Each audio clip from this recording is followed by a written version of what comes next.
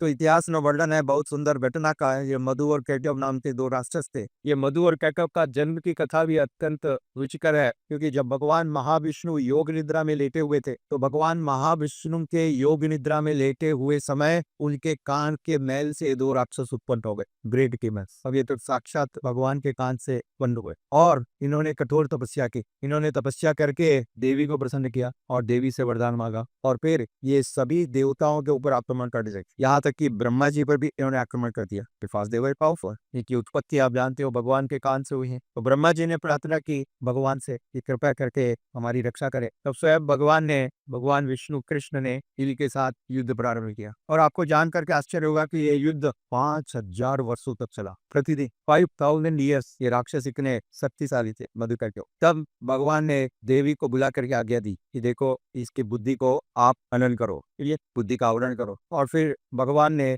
मधु की बहुत प्रशंसा की। अरे मैं तुम्हारे इस शौर्य वीरता को देख करके बड़ा प्रसन्न हूँ। This really is appreciable because you have fought with me for how many days 5000 years.